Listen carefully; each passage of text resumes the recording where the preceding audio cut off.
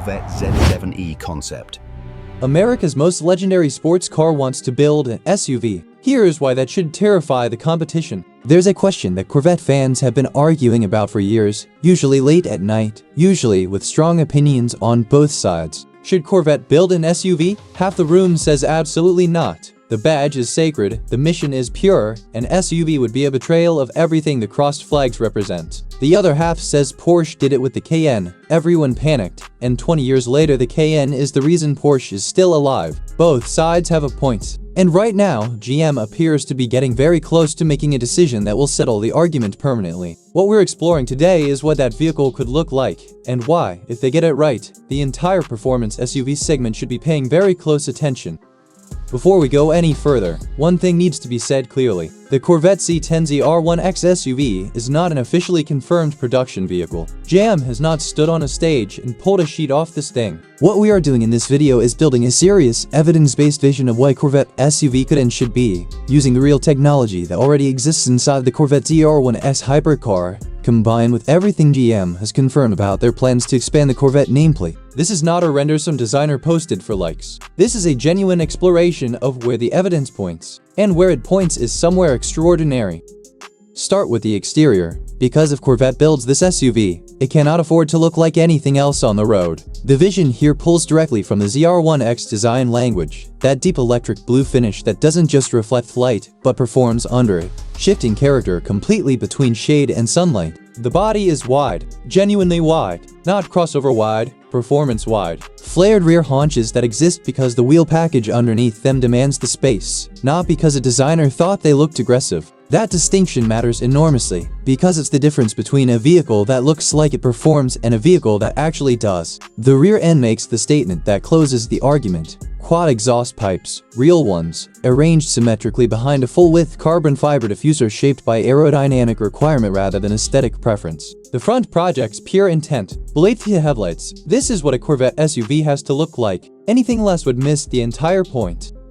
Step inside and the vision becomes even more compelling. The interior concept draws from what Corvette has already done with the ZR1X cabin and scales it into an SUV space without softening it. A panoramic curved display system runs nearly the full width of the dashboard. Not three screens placed next to each other, but a unified visual environment that reconfigures itself completely based on your selected driving mode. Select comfort mode and the interface is calm, clean, and effortless. Switch into performance mode and watch the entire cabin transform. Colors deepen. Performance readouts expand and take command of the screen. The ambient lighting shifts from relaxed to focused. The vehicle does not just change how it drives, it changes how it feels to sit inside it. The flat-bottomed steering wheel wrapped in Alcantara with machine metal paddle shifters carries the weight and precision of something assembled by hand. The AI system learns how you drive, where you go, and what you prefer, and adapts continuously without requiring you to program it. Over-the-air updates improve the vehicle after purchase the way a smartphone gets better over time. The 5G connectivity keeps everything live and current. And critically, the rear seat space is legitimate. This is not a performance SUV that punishes the people who aren't driving. Everyone on board gets the experience.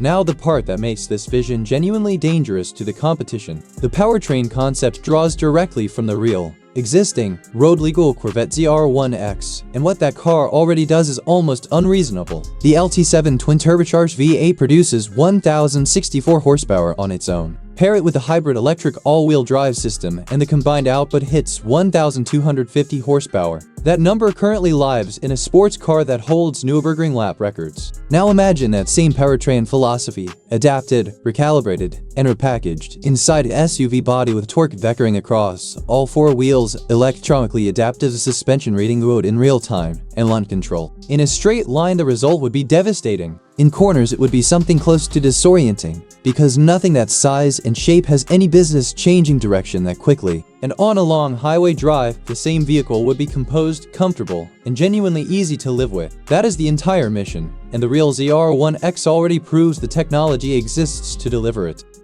Here's the historical comparison that nobody who dismisses this idea wants to acknowledge. In 2002, Porsche announced the Cayenne. The reaction from the Porsche community was fury. Purists said it would destroy the brand. Journalists wrote that putting the Stuttgart crest on an SUV was a betrayal of everything Porsche stood for. Ferdinand Piëch, who pushed the project forward, was called reckless. And then the Cayenne went on sale. It became the best-selling Porsche in history. The profits from the Cayenne funded the development of the 918 Spider, the Taycan, and every 911 variant that came after it. Without the Cayenne, there is a serious argument that modern Porsche as we know it does not exist. GM's leadership knows this story. Corvette's engineers know this story. The question of whether Corvette should build an SUV was answered 20 years ago in Stuttgart. The only remaining question is whether GM has the conviction to execute it at the level the badge demands.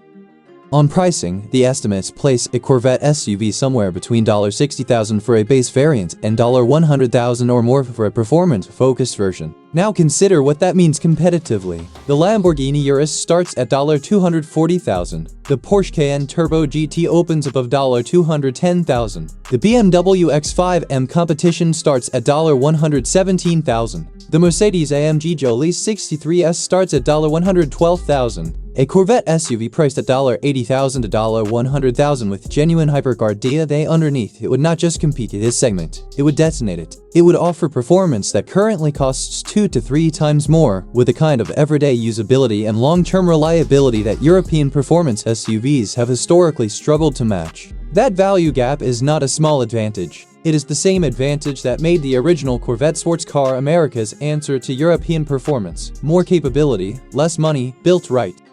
So here is where this actually lands. The Corvette C10 ZR1X SUV is not confirmed, but the pieces that would make it extraordinary are all real, all proven, and all sitting in GM's engineering inventory right now. The platform exists, the powertrain exists, the technology exists, the market gap exists, the historical proof that this move works exists. What doesn't exist yet is the official decision. And when that decision comes, if it comes, the performance SUV world will not get a warning. It will simply wake up one morning and find out that America just changed the rules. The question was never should Corvette build an SUV. The question was always, when they finally do, will anyone be ready for it?